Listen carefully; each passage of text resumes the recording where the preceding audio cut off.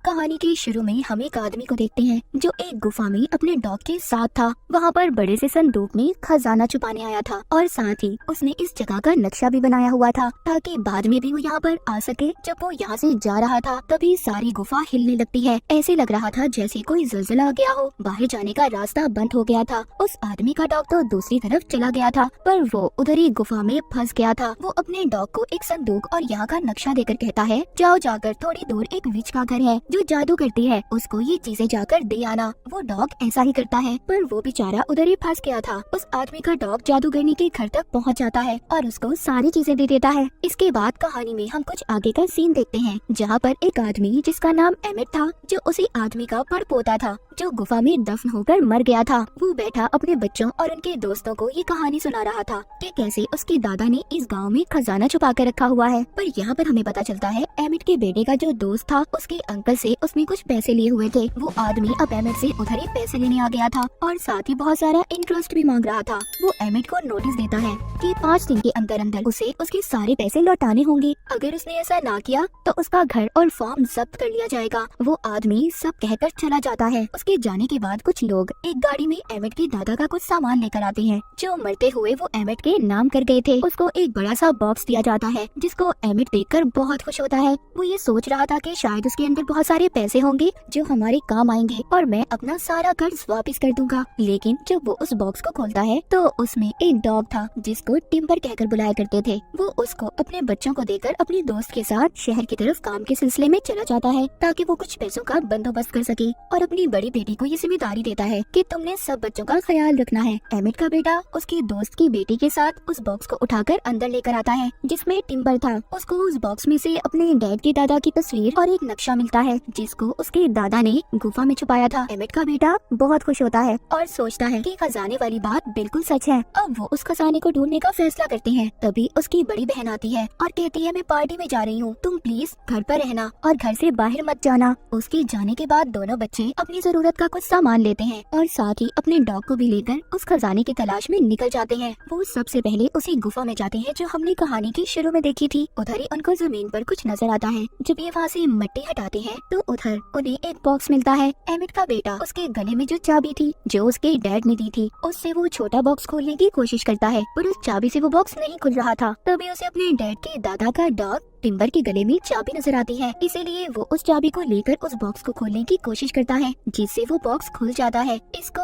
उसके अंदर से एक लोहे का टुकड़ा और आगे जाने का नक्शा मिलता है जिसे देखकर दोनों बहुत खुश हो गए थे और आगे बढ़ने लगते हैं। मगर वो आदमी भी इनका पीछा कर रहा था जिसने एमिट को उधार पैसे दिए थे, क्योंकि उस वक्त जब एमिट के दादा इस खजाने को छुपाकर वापस आ रहे थे जो गुफा में ज़लज़ला आया था वो असल में इसी आदमी के दादा ने ब्लास्ट करवाया था, क्योंकि उस वक्त वो भी इस खजाने की तलाश में थे। एमिट के बेटे और उसके दोस्त ने भी इन्हें देख लिया था, इसलिए वो आदमी अपने कुछ साथियों को इनके पीछे लगा देता है। मगर वो तो यहाँ से भाग गए थे और नक्शे के मुताबिक आगे बढ़ रहे थे। आगे जाकर जब उनके डॉग उल्टा लेटते हैं तो उन्हें एक पहाड़ नजर आता है जिसको उल्टा लेटकर ही देखा जा सकता था। वो डॉग उनको भी देखने का कहते हैं।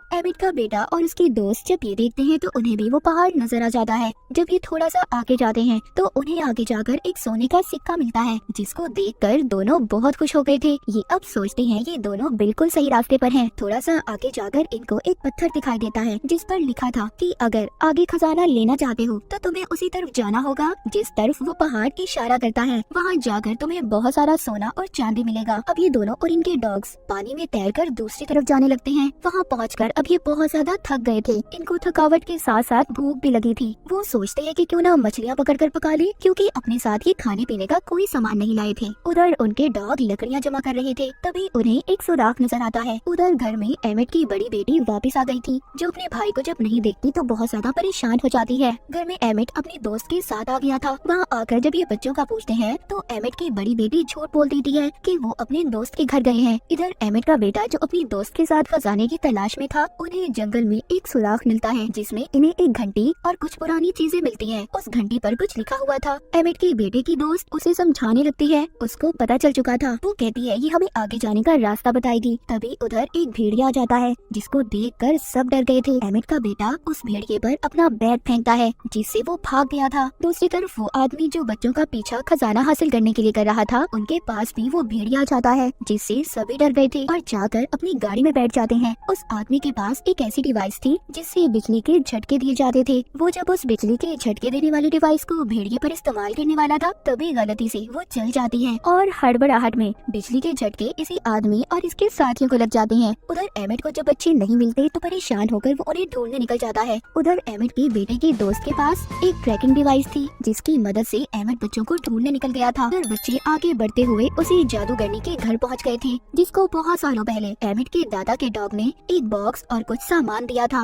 वो जादूगरनी कोई आम जादूगरनियों की तरह नहीं थी, वो तो बल्कि एक अच्छी जादूगरनी थी। जब वो बच्चों को ऐसे थका हुआ देखती है तो अंदर आने का कहती है और एमिट के बेटे की दोस्त की चोट पर दवाई लगाती है और बताती है कि मैं यहाँ पर अपनी माँ के साथ रहती हूँ जो भी बाहर गई हुई है। एमिट का बेटा जब अपने बारे में बताता है तो जादूगरनी कहती है उसके डैड के दादा का नाम लेकर, क्या तुम उन्हें जानते हो? वो कहता है हाँ, वो मेरे डैड के दादा थे। तभी वो जादूगरनी उसको एक बॉक्स देती है जो बहुत सालों पहले उसके डैड की दादा का डॉग इन्हें देकर गया था। वो बताती है कि मेरे खानदान के लोगों ने इसे संभाल कर रखा था और अगर तुम उनके रिश्तेदार हो तो तुम इसको ले सकते हो। एमिट का बेटा अब उस बॉक्स को अपने गले में लटकी चाबी से खोल देता है जिसमें से उसे एक छोटी कुल्हाड़ी और आगे का नक्शा मिलता है। बच्चे जब बाहर देखते हैं तो उधर वही आदमी आ गया था जो इनका पीछा कर रहा था, मगर वो जादूगरनी अपने घर के खुफिया रास्ते से उन बच्चों को घर से बाहर जाने का रास्ता दिखाती है। तभी उसी जादूगरनी के दरवाजे पर वो आदमी भी आ गया था जो बच्चों का पीछा कर रहा था। वो जादूगरनी से पूछता है कि बच्चे कहाँ पर हैं, जिस पर वो झूठ बोलती है कि वो नहीं जानती कि बच्चे कहाँ पर हैं। वो आदमी इसको अपनी बिजली के झटके देने वाली डिवाइस दिखाकर डराता है, कहता है देखो अगर तुमने मुझे सच ना बताया तो अच्छा नहीं होगा तुम्हारे साथ।